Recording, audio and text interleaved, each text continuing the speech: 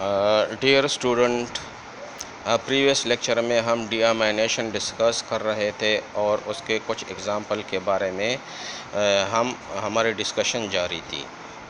तो ये जो एग्ज़ाम्पल है इसको हम दोबारा थोड़ा सा रिवाइज़ करते हैं कि डीअमाइनेशन में याद रखें कि हमेशा ग्लूटामेट ही बनता है। ठीक है, जब ग्लूटामेट ही बनता है तो ग्लूटामेट डिहाइड्रोजिनेज एंजाइम ही उस पर एक्ट करते हैं। ठीक है, और क्या होता है कि ग्लूटामेट से जो है एमोनिया रिमूव हो जाता है in the form of free ammonia.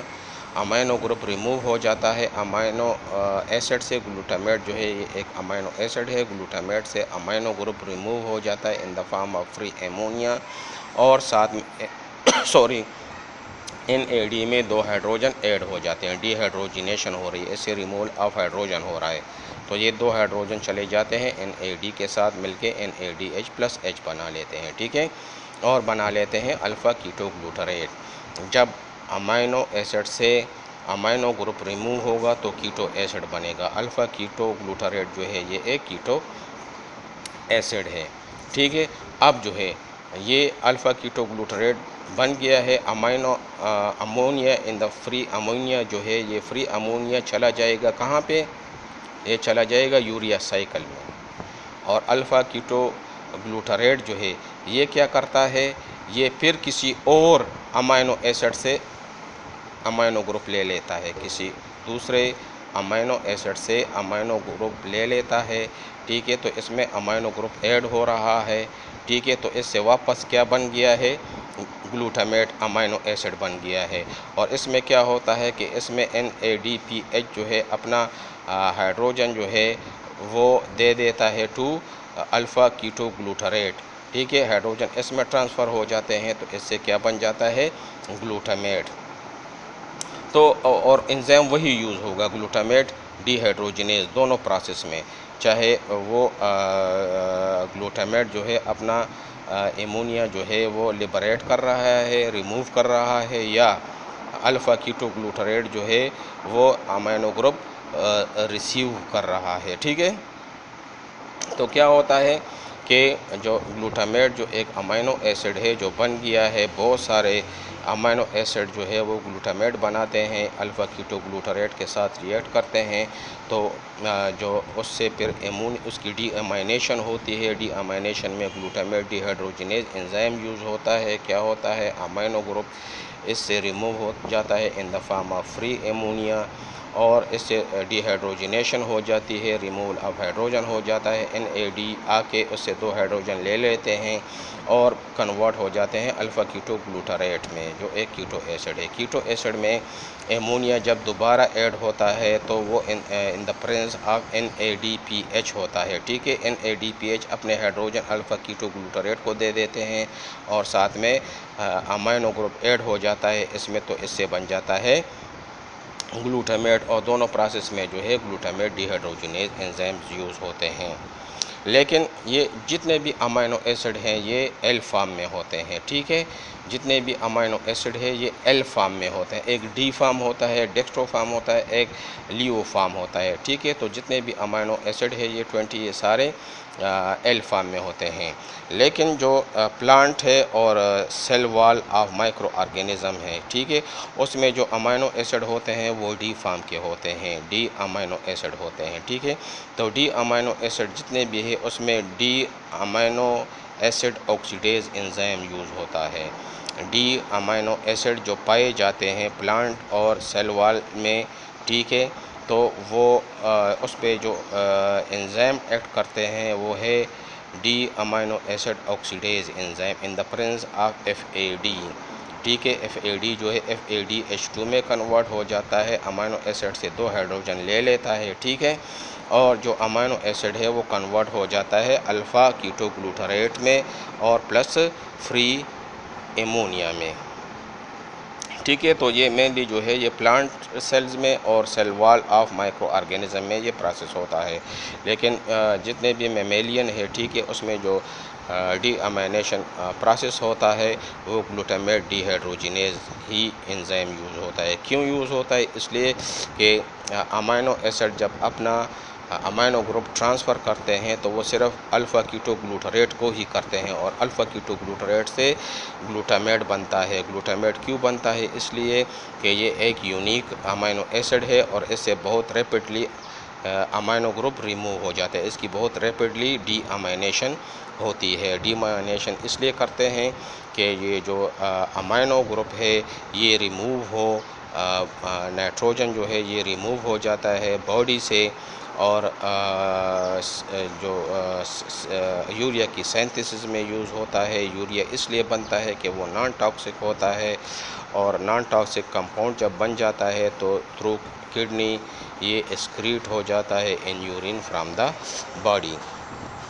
तो इसके अलावा जो है अगर हम इसको थोड़ा सा समराइज़ कर लें तो देख लें कि डिस्पोज़ल ऑफ जो एमोनिया है, ठीक है, तो क्या होता है इसमें कि अमाइनो एसिड है, ठीक है, अमाइनो एसिड से जब अमाइनो ग्रुप ये NH2 ग्रुप जब इसकी ट्रांस एमाइनेशन होती है, ठीक है, जब इसकी ट्रांस एमाइनेशन होती है यानी इससे एमोनिया ट्रांसफ़र होता है अमाइनो एसिड से, जब ट्रांसफ़र होता है, क्या ट्रांसफ़र होता है?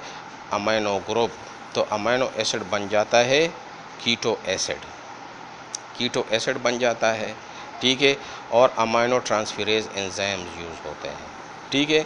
तो इसका अमाइनो ग्रुप जो है वो कहाँ पे ट्रांसफ़र होता है? हमेशा याद रखें कि जितने भी अमाइनो एसिड है उसका अमाइनो ग्रुप ट्रांसफ़र होगा टू अल्फ़ा कीटोग्लूटारेट में। सब में ट्रांस एमाइनेशन होती है सिवाय थ्रेओनीन के और लाइसिन के, ठीक है। बाकी सब में जितने भी 20 अमाइनो एसिड्स हैं बॉडी के उसमें ट्रांस एमाइनेशन होती है, और ट्रांस एमाइनेशन में जो होती है वो अल्फ़ा कीटोग्लूटारेट को ही होती है, सिवाय दो जगह पे जहाँ पे एस्पार्टेट और एलेनिन बनता है, ठीक है। बाकी जितने भी ट्रांस एमाइनेशन होते हैं वो अल्फ़ा कीटोग्लूटारेट को होते हैं, ठीक है।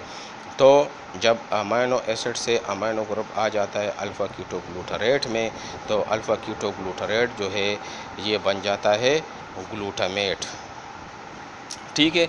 अब ग्लूटामेट बन गया है तो ग्लूटामेट की जो है क्या होती है? डी अमाइनेशन होती है, ठीक है, यानी इससे फिर क्या होगा? डी अमाइनेशन होगा। डी अमाइनेशन अगर होती है तो वापस जो है ये बन जाता है, क्या बन जाता है? अल्फ़ा कीटोग्लूटारेट, और ammonia amino group in the form of ammonia इससे रिलीज़ हो गया है, रिमूव हो गया है, ठीक है। और इस केस में जो है जो एंजाइम यूज़ हो रहे हैं वो कौन सा यूज़ हो रहा है? वो यूज़ हो रहा है NAD जो है, H जो है वो कन्वर्ट हो NAD जो है वो कन्वर्ट हो जाता है इनटू NADH में, ठीक है। लेकिन जब ग्लूटामेट डिहाइड्रोजिनेज एंजाइम इस पे एक्ट करेगा, याद रखें कि जब अल्फ़ा कीटोग्लूटारेट से ग्लूटामेट बन जाता है, अल्फ़ा कीटोग्लूटारेट से क्या बन गया? ग्लूटामेट। कब बन गया?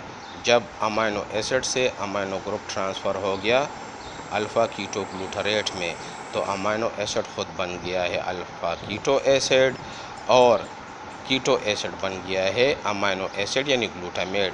ग्लूटामेट की डी अमाइनेशन हो रही है, जब डी अमाइनेशन हो रही है ऑक्सीडेटिव डी अमाइनेशन हो रही है। ऑक्सीडेटिव डी अमाइनेशन कब होती है? In the presence of glutamate dehydrogenase. तो ग्लूटामेट से वापस अल्फ़ा कीटोग्लूटारेट बन गया। क्यों बन गया? कि इससे amino group in the form of free ammonia remove हो गया है, ठीक है। और इसके साथ जो कोएंजाइम यूज़ हो रहा है वो है NAD जो है ये क्या करते हैं? ये ग्लूटामेट से दो हाइड्रोजन ले लेते हैं और NADH+ बन जाता है, ठीक है।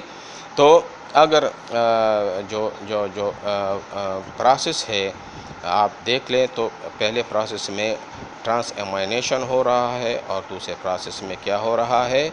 ऑक्सीडेटिव डी अमाइनेशन, ठीक है। तो जब ट्रांस एमाइनेशन होगी तो ग्लूटामेट बनेगा, एक दो केसेस में क्या होता है कि एस्पार्टेट बन जाता है या एलेनिन बन जाता है, वरना ग्लूटामेट ही बनता है। ग्लूटामेट क्यों बनता है? इसलिए कि इसकी ऑक्सीडेटिव डीएमिनेशन बहुत रैपिड होती है। कौन सा एंजाइम यूज़ होता है? Glutamate dehydrogenase. और कौन से को एंजाइम के प्रेजेंस में होता है? NAD के प्रेजेंस में। ठीक है। अब जो है अगर यहाँ पे क्या हो रहा है कि डिस्पोजल या मेटाबॉलिज्म ऑफ अमीनो एसिड हो रहा है, ठीक है, ब्रेकडाउन ऑफ अमीनो एसिड हो रहा है, ब्रेकडाउन हो रहा है अमीनो एसिड में। यहाँ पे अगर सिंथेसिस हो रहा है तो क्या होता है कि ये जो अमीनो एसिड हैं ये कीटो एसिड हैं, तो कीटो एसिड क्या करते हैं कि कीटो एसिड ट्रांस एमाइनेशन के थ्रू ये जो ग्लूटामेट है इससे एक अमीनो ग्रुप चला जाता है कीटो एसिड में। ग्लूटामेट में यानी amino group of glutamate it transfer to keto acid, ठीक है। और कीटो एसिड जो है ये बन जाता है अमीनो एसिड और ये ट्रांस एमाइनेशन होता है। लेकिन याद रखिए कि ग्लूटामेट के साथ अक्सर क्या बनेगा, इधर या तो एस्पार्टेट बनेगा या एलेनिन बनेगा। ग्लूटामेट जो है इसकी डीएमाइनेशन होती है, ठीक है। लेकिन अगर ये कोई और अमीनो एसिड बनाता है तो क्या बनाएगा? एस्पार्टेट बनाएगा या एस्पार्टेट बनाएगा या एलेनिन बनाएगा, ठीक है। तो ग्लूटामेट जो है ये अपना अमीनो ग्रुप ट्रांसफ़र करता है कीटो एसिड को। कीटो एसिड जो है ऑक्जेलो एसीटेट हो सकता है या जो है पाइरुवेट हो सकता है। पाइरुवेट से एलेनिन बनेगा और ऑक्जेलो एसीटेट से एस्पार्टेट बनेगा, ट्रांस एमाइनेशन, ठीक है। तो क्या बन गया? Amino acid. और ग्लूटामेट जो है ये ख़ुद बन जाता है अल्फ़ा कीटो ग्लूटारेट।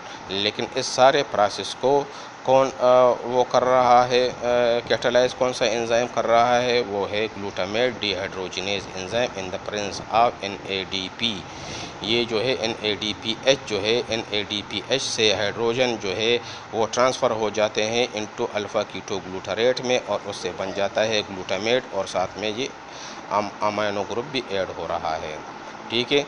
अल्फ़ा कीटो ग्लूटारेट जो है उसके साथ यानी ये इसका रिवर्स कर लें, ये ऊपर का प्रोसेस जो है इसका रिवर्स कर लें तो क्या होता है कि अमीनो ग्रुप NADPH वहाँ पे NADH यूज़ हो रहा है जब आगे जा रहा है, लेकिन अगर रिवर्स आ रहा है तो फिर NADPH यूज़ होगा, ठीक है। तो NADPH अमीनो ग्रुप और अल्फ़ा कीटो ग्लूटारेट ये आपस में मिल जाते हैं और इस रिएक्शन को कैटालाइज करता है ग्लूटामेट डिहाइड्रोजिनेज, ठीक है। और इसको री एमाइनेशन कहते हैं, ठीक है, या रिवर्स एमाइनेशन, ठीक है।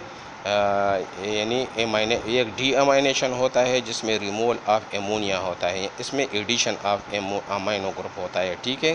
तो देखो ये अमीनो ग्रुप जो है अल्फ़ा कीटो ग्लूटारेट के साथ ऐड होके तो ग्लूटामेट बनाएगा इन द प्रेजेंस ऑफ को एंजाइम NADPH और जो एंजाइम है मेन ग्लूटामेट डिहाइड्रोजिनेज और ये बना देता है क्या? ग्लूटामेट अपना अमीनो ग्रुप दे देता है कीटो एसिड को। कीटो एसिड जो है बन जाता है अमीनो एसिड और ये अमीनो एसिड मेनली कौन से होंगे?